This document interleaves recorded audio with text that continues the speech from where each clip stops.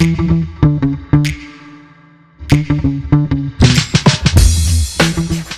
on the show today, we have Kevin Oakes, and here is why he is awesome. He's the international keynote speaker. He is one of those. He's a CEO and co-founder of the Institute for Corporate Productivity, henceforth to be named I4CP, the world's leading HR research firm. He's the author of Culture Renovation, A Blueprint for Action, 18 Leadership Actions to Build an Unshakable Company. It's all based on his research on company culture. One of the big reasons I'm talking to him today, because I'm a big fan of that book. He's been a pioneer in the human capital field for the past 25 years. And a fun fact I dug up on Kevin that I was really excited to share, he is on the board of Best Buddies Washington. He started the chapter in Washington itself, a nonprofit dedicated to establishing a global volunteer movement that creates opportunities for people with intellectual and developmental disabilities. And now I get to talk to him. Hi, Kevin. Hey, Russ. How are you? I'm really, really good. Thanks for being here. So I got to start the question I ask every single one of my guests, which is, what's your best or worst employee experience? I've been running companies for a long time, so I haven't been, a quote unquote employee of others, during that time. So, I mean, I'm an employee of the companies that I run, and certainly of the company today.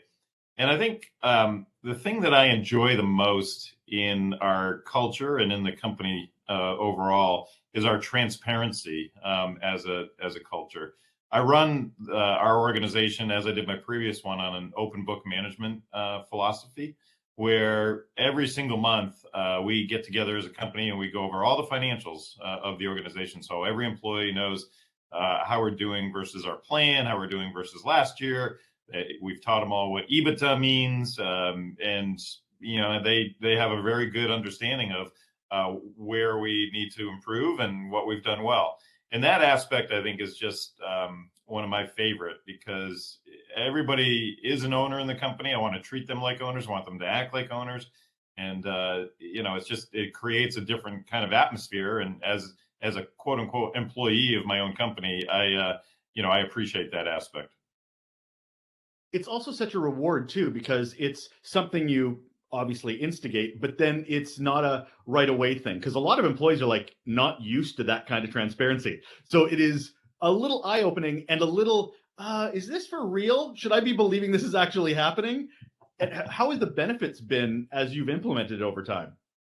Yeah, I think people know it's real, for sure. I think it just prevents, as much as we can, we try to prevent anyway, the gossip, the water cooler, kind of stuff that happens. And, I never think that that's very healthy in an organization where there hasn't been good communication and everybody's whispering and, conjuring up the worst of, what might happen going forward.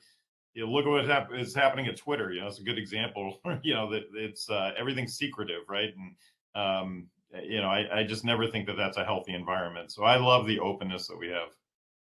Oh, I'm going to talk and ask you a question about Twitter in a minute. But first, very good. In the book, right there in the title, you talk about creating an unshakable company. What does that mean, especially in the realm of culture?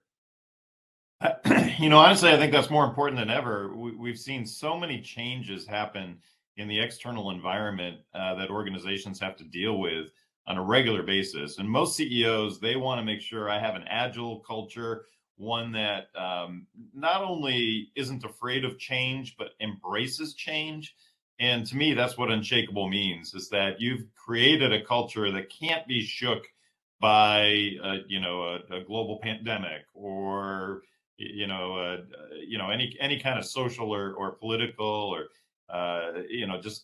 incident that happens externally. Your company's going to make it through that. Even, within your own industry, if, something remarkable has happened in your industry, you're able to continue to innovate and execute.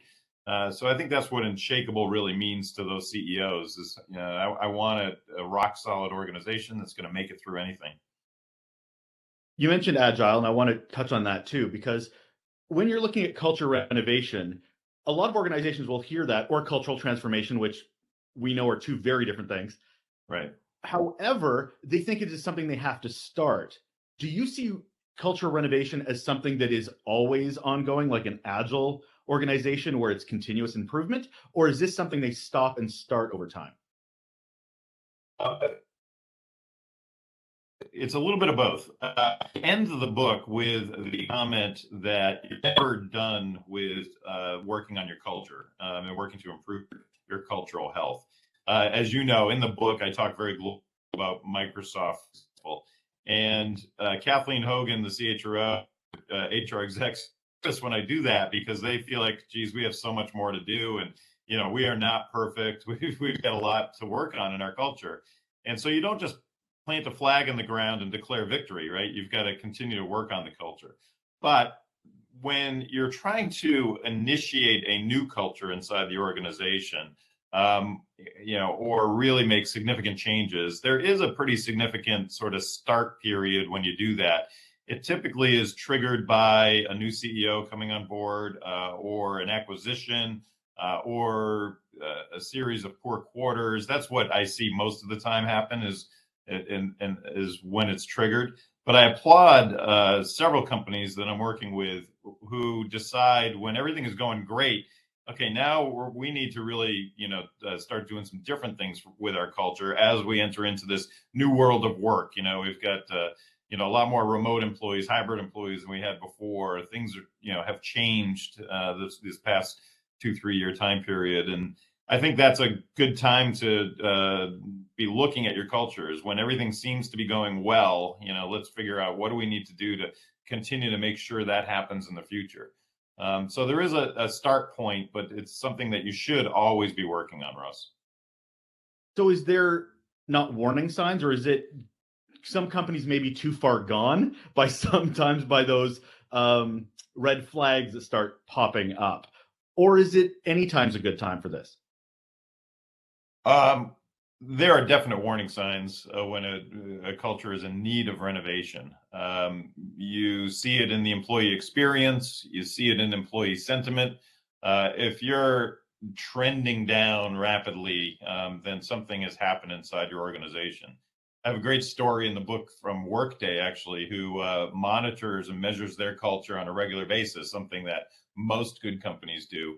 And they saw a slight downtick at one point in time in some of their engagement scores and other measures that they had. And they immediately went to action. They called other people leaders together, and they found there were a couple of underlying issues that they really needed to address. And I think that's fantastic. I think being on top of your culture from that standpoint makes a heck of a lot of sense. But we're big proponents of ongoing employee sentiment measurement, both internally and externally. There's a lot of things being said about any organization out on Glassdoor or other external sites, and the smart companies are monitoring that as well as what's happening internally, and making sure that those metrics are in line with your expectations. And if you have that sudden downturn, then you've got to make some changes. What is your feeling on voice of employee? Do you think surveys are the best way to be monitoring what's going on in your organization, or are there other favorites of platform tools? There's a variety of different ways you can survey employees, and that's one way to monitor what's going on. So I talk about this very early in the book about establishing a listening strategy. And what some of the successful companies have done is made sure that they, from a survey perspective, were having an ongoing measurement of the employee sentiment. You cannot rely on an annual engagement survey to tell you much about your culture. That's a point in time survey, and you'll often get false positives. Something that's big at that time, might not be big 2 weeks later. And that's why ongoing analysis makes sense. I'm a big fan of using technology in this case, such as natural language processing combined with AI, which in larger companies allows you to let employees tell you how they're feeling in their own words, and then using that NLP AI engine to parse it out and to categorize things, so you can really understand, where do we have seemingly big issues, and where are what categories do we need to look further into.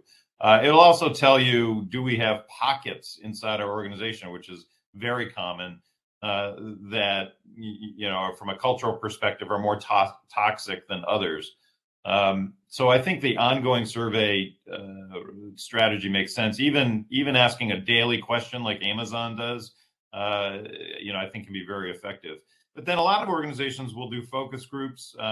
They will get together and have just good discussions among peers along with leaders.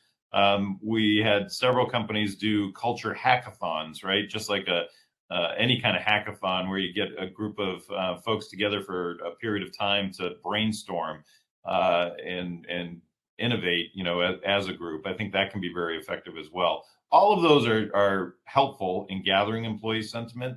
There's many other ways, but those are some that I outlined in the book itself. What are your thoughts on anonymous surveys? Because a lot of organizations feel like they can't ask their employees anything without that anonymity. But I'm on the flip side of it going, but then isn't your culture kind of broken if people only feel honest if they don't put their name to anything? So yeah, I'm a less of a fan of anonymity, more of a fan of confidentiality. I think it's hard to promise anonymity, but because nothing is truly anonymous, right? You can kind of track back to where it came from. But confidentiality is what you should promise and honor when anybody is responding to a survey. So I steer people towards confidentiality more than anything. I like that. Thanks for that. Your book's really good at, hey, it literally says blueprint in the title. So it's giving you 18 steps to culture renovation. The problem is, as much as tactics are great and amazing, mindset is probably the biggest shift for a lot of people to even pick up your book, to even know that they need it. What are leaders missing right now that they need to get into this world? I say this to leaders all the time. If you lock yourself in a conference room and decide amongst yourselves as a senior leadership team what's happening in the culture today, you're going to get it wrong. Things are filtered by the time it reaches the senior leadership. And so the real issues are lying far down below at the surface. And that's why that sentiment analysis is so critical. But in the book, we talk also about how do you engage the influencers and energizers throughout the organization. It's very common in any organization. And even when I say this to people, they can picture somebody in their head. There are certain people that you go to for subject matter expertise, but probably just for energy. There are people in your lives, in your life, that you talk to and you walk away just fired up, energized. They provide a different perspective. And there's the flip side, people that kind of suck the life out of you every time you talk to them. Those influencers and energizers are the people at the ground level that typically know what's happening and have the ear of the workforce. And so when you're trying to change culture, you want to make sure they're on board. They're kind of under the tent. They know what's happening, and they become part of your culture ambassador network. So that to me is sort of a critical component. And I think for senior leaders, the trick here is to continue to listen and pay attention, and not assume that you know what's happening. Like I said, the usual triggers are, you have your attrition has increased significantly lately, or you've had a couple of bad quarters. You have new leadership come in. Those are the things that are often going to trigger that realization that, hey, maybe we need to really focus on improving the fitness of our culture. Assumption seems to be a bit of an issue too for a lot of organizations. You mentioned about basically the ONA, the organizational network analysis. How do you start that when you're trying to get those influencers, blockers, and energizers if you're an organization that has never done it before? So ONA is something that we're big fans of. Again, stands for Organizational Network Analysis. And those influencers that I was referencing, if you ask senior leaders, who are the influencers and energizers in the company, they will only get a small percentage of them right. They tend to think in terms of hierarchy. And so they think of people who are in leadership positions as being the people of influence. But oftentimes those influencers are way buried in the hierarchy. Most of the time they are. And sometimes they're even introverts. They're not extroverts. So they're kind of easy to miss. And so organizational network analysis is a survey technique, although you can also get there by monitoring like Teams or Slack, although I don't necessarily recommend that method. But it's a survey technique to triangulate who are people turning to, and you ask your workforce simple questions such as, who do you need more time from? Who do you spend more time, most of your time with when you're seeking out an answer to an issue, or if you have, some sort of problem that you're looking to get solved? Who do you turn to for energy? And conversely, who de-energizes you? And just through that technique, you can understand who are the people in the center of the beehive, if you will, and then who are the people kind of on the outskirts. So I love it because it can be used in a lot of different ways. I love it for what we're talking about here, to change your culture, because those are the people you want to be your culture ambassadors. But we often use it too, just to find out if you've got really distinct silos in your organization. Do you have entire groups that never communicate or collaborate with others? Are they only talking amongst themselves, which is a very common thing, obviously. We've used it for diversity and inclusion measurement as well, just to see what's happening from a DEI perspective. So there's a whole primer on O&A out on our website for those interested. But I just love that science. I'll put a link to it in the show notes to give people a little bit more direct access to it. Glad you brought up DEI. Now, I've heard of these groups for different names, but I never heard of them as employee resource groups until I read your book. And guess what? It showed up in the news recently when certain Elon Musk abolished all ERGs within the organization he had taken over, which was Twitter. Yeah. So I'm kind of looking at, and for those who don't know what ERGs are, they are usually volunteer, they're usually employee-led, and they're aiming to foster a diverse, inclusive workforce within an organization. Right. I'm just kind of curious, what the benefit of fostering those are, and why should we be scared if a grand poobah coming in is getting rid of them? There's so many benefits to ERGs, and so that stands for employer resource group or employee resource group. They sometimes go by the name business resource group, employee affinity group. So there are a lot of different labels that you can apply to them. And it typically is bringing together employees in the organization who have a common interest. It's very common for your Black employees, your Hispanic employees to have their own ERG, but you see it for lots of different segments within the workforce. And you often will have a senior executive sponsor the ERG. We have found it to be a great feeding ground for new leaders, emerging leaders inside the organization.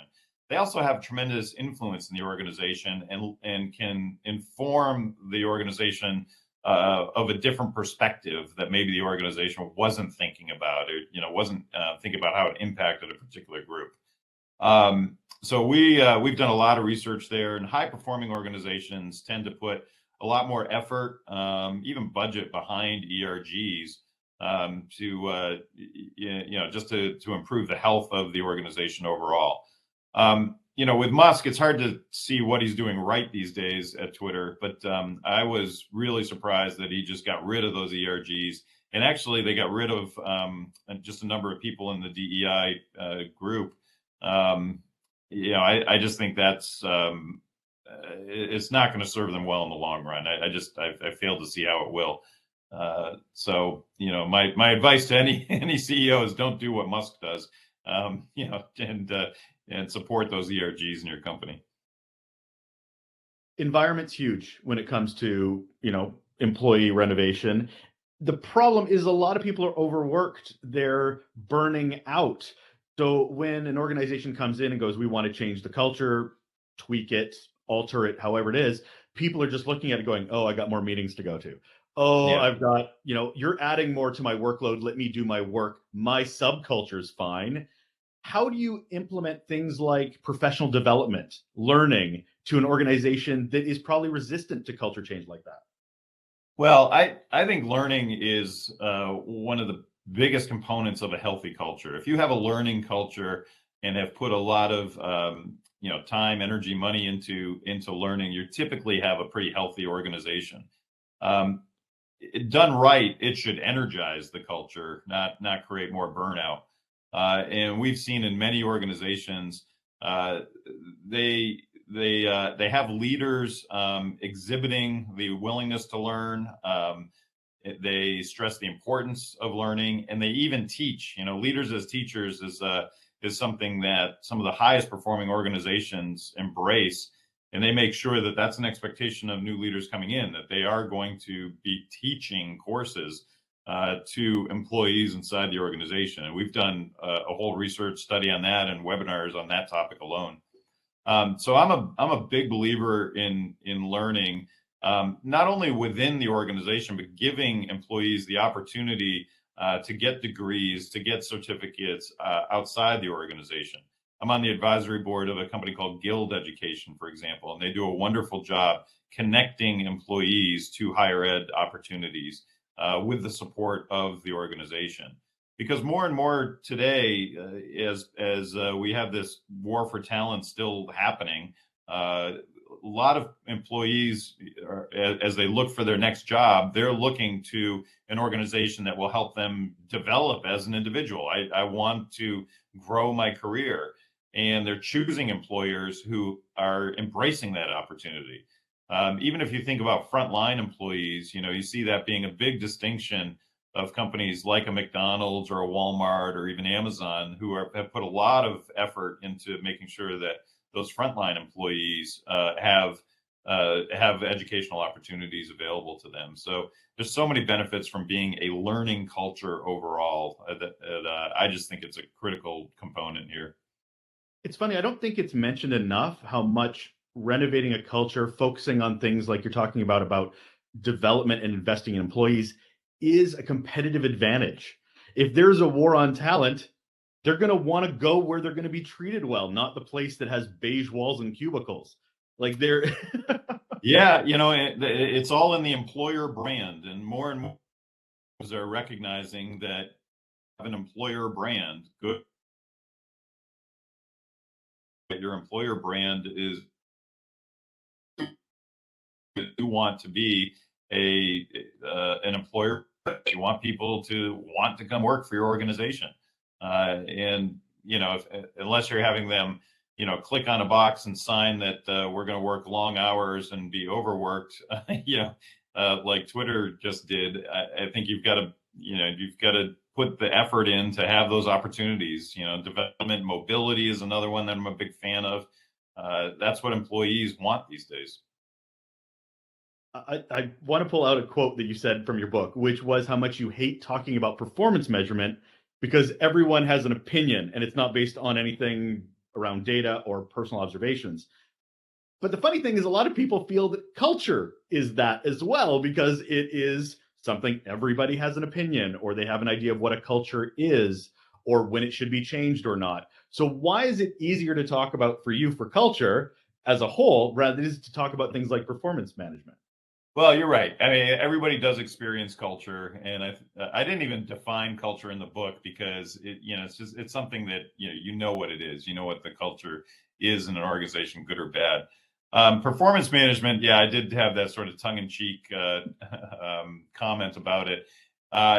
We've changed the way we've done performance management over time, over and over again, right? We've gotten away from annual reviews and formal ratings to a lot of companies have moved more towards just a good managerial conversations around performance. The problem with that is a lot of managers don't do it, and employees are actually looking for more of a numeric rating on how I'm doing, something a little bit more tangible. So some companies have moved back to doing that. I just think performance management has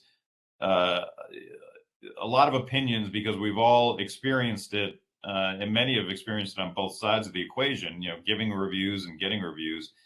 I guess the simple aspect of it that I dislike is when it boils down to just one person's point of view.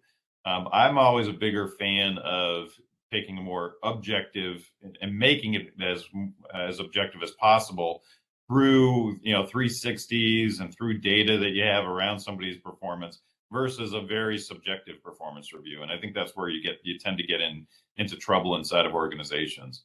So the point I made in the book about performance management is what we found with companies who were successful in changing their culture. They use management process to be in alignment with the culture change that they wanted to see.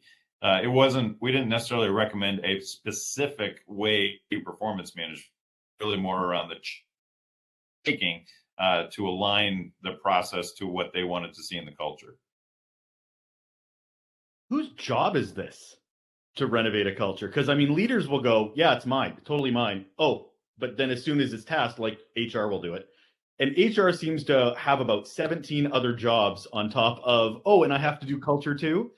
How is this even resourced properly to be making these changes? There's no question that the CEO is the owner of the culture inside the organization. So I want to make that statement just flat out. You can't get around that. However, the CEO can't change culture all by him or herself. And that's where HR usually gets involved, right? They're supporting the culture that the CEO has a vision for going forward.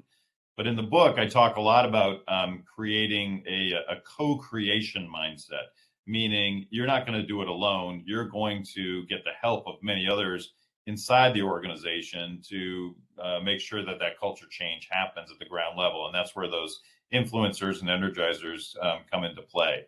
And throughout the book, as I profiled companies that successfully changed their culture, keep in mind, most companies who set out to do this, they fail. Only about 15% actually succeed. But of those 15%, and I profiled many companies that fall into that bucket, it was pretty clear that this was leader-led, but with a lot of help and cooperation throughout the organization. So why are there still gaps? Because how many surveys do we hear where the leaders are like, we have amazing employee engagement? And then you talk to the workers and they're like, we don't even ever see our bosses ever. Or there's the gap with empathy. But you keep hearing about these gaps. I did a keynote the other day and I was going through all these different surveys where there was these huge gaps and executives like, did you read one survey where there wasn't a gap? I'm like, well, probably not PR wise that they were producing it, but also no. And especially after the pandemic, because suddenly everybody just started waking up around what they were interested in doing and not doing anymore, especially generationally. So Yeah. with the pandemic and the change that's all happening now, how have you seen that shift even? Because you wrote this book during the pandemic and Right. released it during the pandemic. So what is shifting? What are we getting to a better place? Because I know there's the examples you gave in the book, which are phenomenal, but are we really bringing everybody else with us? Yeah, I think if there's a big gap in perception between employees and management, then you have big problems in your organization, right? You should not have that huge gap. That just tells me that management is not in tune and hasn't done enough sentiment analysis to really know what's happening inside the organization. Now, keep in mind that while culture change is critically important to the overall financial health of the organization, the reason a lot of companies don't spend a lot of time on it is because it's damn hard to do. It's not easy to, effectively change the culture of a company.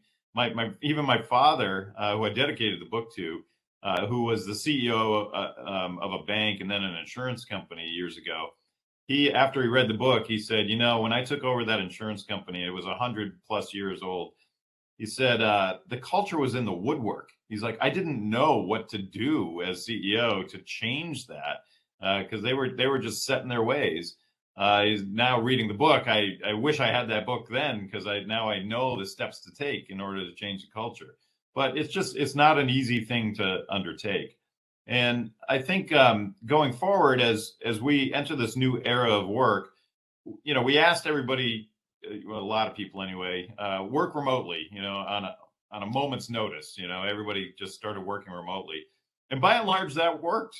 People were productive, and companies figured it out and made it work. As we emerge from that, I'm not a huge fan of you must be back in the office a minimum of 40 hours a week and in the office 5 days a week, because we trusted employees with their freedom, and employees rewarded that trust. And now a lot of CEOs, I think, don't necessarily have the trust that people are being as productive unless they're in the office. And it's just really a childish way to think about things, in my opinion. I really think 5 years from now, we'll look back on this time period and just laugh at some of the, things that we did as organizations, and, what some CEOs did, with the people of their company. I just think adults want to be treated like adults, and they want to be trusted. And having somebody's butt in a seat is not going to make them necessarily productive. You've been in this sphere a really long time, 25 years, lots of research done for this book. Did anything surprise you? I mean, the escalation of change has been insane. So I'm just kind of curious if anything was jumped out in a way that you weren't expecting. Yeah, I think it's how resistant to change some organizations are, which is a little surprising given all the change that's happened. It really is a death knell for many companies. If you're resisting change, then you're going to go the way of Polaroid, or famous companies that just never adapted to what was happening out in the environment. So that aspect kind of surprises me. I was very fortunate to have the cooperation of many Fortune 500 CEOs in the book, and just have them share their stories. But just for your audience, Russell, give them a little bit of background on how the book came to be.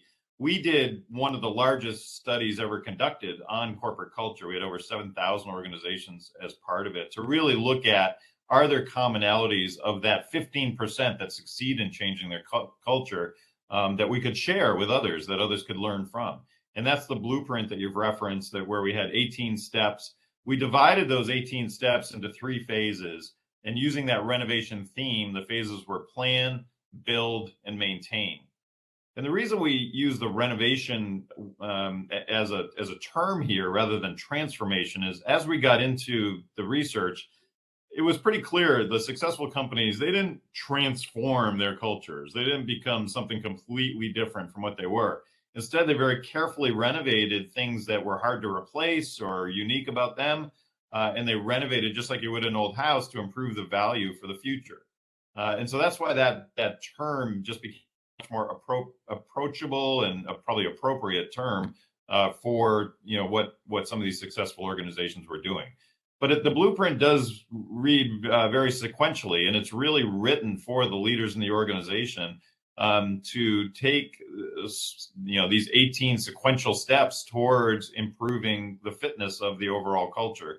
And I've been thrilled that we have many large companies who are using this as their guides to change their culture. Even large military divisions are using this today, which that was a surprise to me. I did not write it with the military in mind. And I was very pleasantly surprised that I've had to spend a lot of time now with certain segments of the military as they try to learn from the corporate world and how they can change the culture of their groups. I'm going to wrap you up with the last question I ask everybody, Kevin. And considering you have 18 steps, this might be a little difficult. I need you to boil it down to one. So what's one simple action people can do right now to improve their relationships at work? We talk a lot about positive intent in our organization, and I think that's something that is missing many times from the discourse in the world today. As we just went through the midterm elections, politics, brings us out quite often in organizations where people assume somebody, is saying one thing, or they assume maybe somebody's undermining them or doing something. So we try to stress positive intent. That's, if you start with the assumption that somebody is trying to do something positively, you're going to have a much more respectful environment. And I think respect is a word that we'll see used a lot more in the future as we talk about just good relationships at work overall.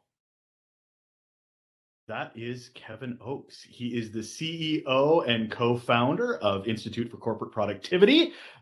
He is also the author of a book I couldn't recommend enough, which is Culture Renovation, 18 Leadership Actions to Build an Unshakable Company. Thanks, Kevin, for being here. Thanks, Russell. This was fun.